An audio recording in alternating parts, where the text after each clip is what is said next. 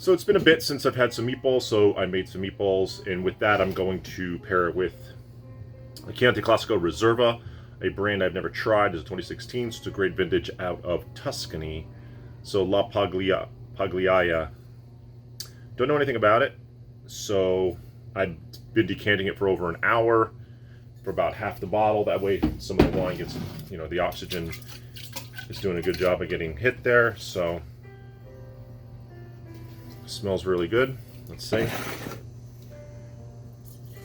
While I taste this and pair it with my meatballs, I just want to give a little update on the Obsidian. This wine only got immensely better, exponentially better. After the third hour of it in a decanter, it was a 5 out of 5 easily. It developed, I love when a wine develops a lavender sort of taste. When a Cabernet develops that lavender taste, I absolutely love it. So it's like when the Cali Cab gets that lavender, when an Italian wine gets that fennel, like those are some of the flavors the deep flavors that I really enjoy getting out of one of these wines. It typically takes decanting to get that, definitely the lavender. So it was awesome. I still have a little bit left, a good amount left, probably a third of the bottle left. May have the rest of that tonight with some cheese after the meatballs. Regardless, it was fantastic. So it was singing last night. 5 out of 5, no doubt. And it actually threw some sediment too, which I thought was pretty cool. I don't know that the 2017s threw sediment. Maybe the 16s, just the way they were made, it threw some sediment, which is always a good sign of a quality wine, not overly manipulated. And when I mean manipulated, not overly handled, just more natural. I know natural wine is a whole thing, a whole category now of its own.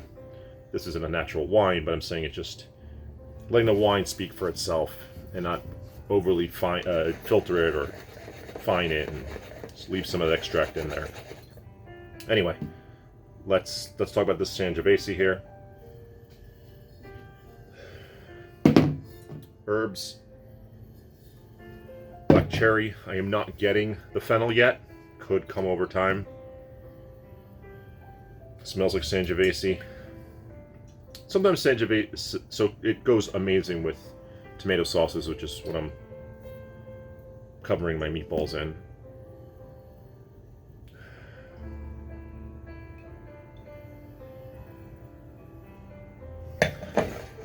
If any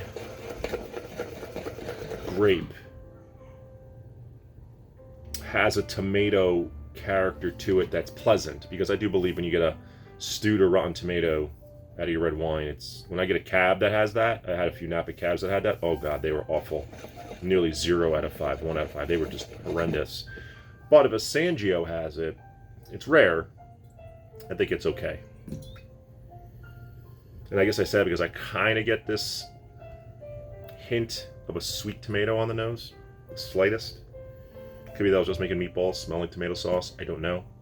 But mostly black cherry, mostly herbs, a little bit of a menthol.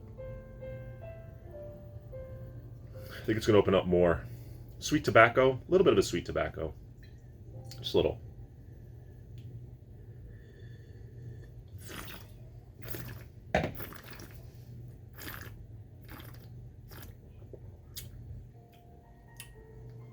Oh yeah.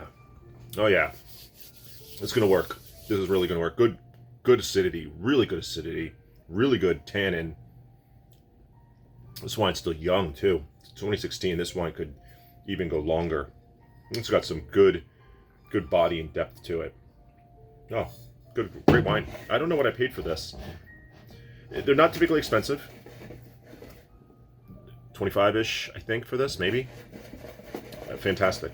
If I ever see this producer again, most definitely I'll be buying it. The Carpenetto 2016 Chianti Classico Reservas is becoming sort of a house staple when I find them, just to keep a few, just to have it with these meals, with meatballs and sauce.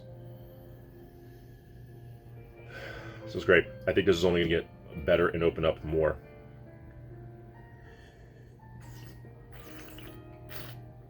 And this screams for food. There's a little bit of a sour cherry, black cherries there. Those herbs are coming out. So thyme, sage. It's definitely coming out here. It's definitely got some leather on the palate. Mm.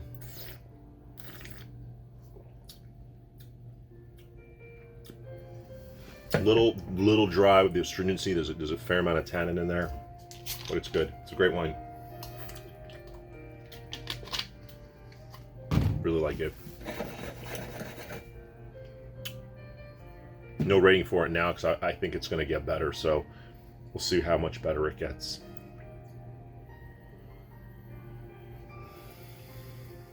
I think I typically rate, you know, that 5-point scale that I use for Vivino, because I don't like using the 100-point scale. It's too arbitrary. I've been giving 5 out of 5s lately like crazy, just because I think they're just a great wine in that category. I don't like to use price, but you kind of have to sometimes. It's almost like I can't get it out of my head sometimes. But liberally giving high scores just when a wine is just what it needs to be that day. So I got no problem with doing that. Those are wines I would highly recommend. It's kind of what I think. If I give a 5 out of 5, it's exceptional wine to me, to my palate at that moment, and something I would recommend. So, not that I wouldn't recommend 4s and 4.5s, of course I would, especially at the right price points that people are looking for. It's probably the most common question, you know, give me a wine that's $20 and under. That's a challenge. They exist. It's just more of a challenge, and you want them to taste good. It's typically not out of California, although the CS is probably your best bet, and that's out of Washington, but there's not that many like that. But then give me a different price point and talk about $50, $60 wines. There's plethora, just a plethora.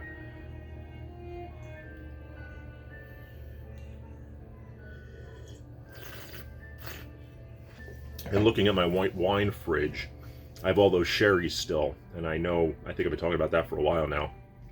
I got to do a sherry tasting one of these days. I don't know what I'm going to pair it with, or do I just do it and go for it? I'm also thinking I'm going to go to Trader Joe's and get all they're $3-4 now, and maybe a few of their higher end Trader Joe wines. I don't know, compare it to some others just for fun, just to make a video with a little bit of hijinks and have some fun with it, or maybe be pleasantly surprised, although I doubt it. I'd like to do more of those tastings. I really enjoy having those tastings where I'm just, you know, trying, spitting them out, going in between, going back and forth, seeing them the next day. It's just fun exploration, fun to taste. I really love tasting wines. I love going to wine tastings. Certainly would love going to more wineries, but tastings in general, I totally enjoy. Just as it's been for the last few years, I think they've cut back on a lot of them. Maybe they'll start back up again. Who knows? Anyway, dinner time. I'm going to have my meatballs, enjoy it with this wine, and have a good night.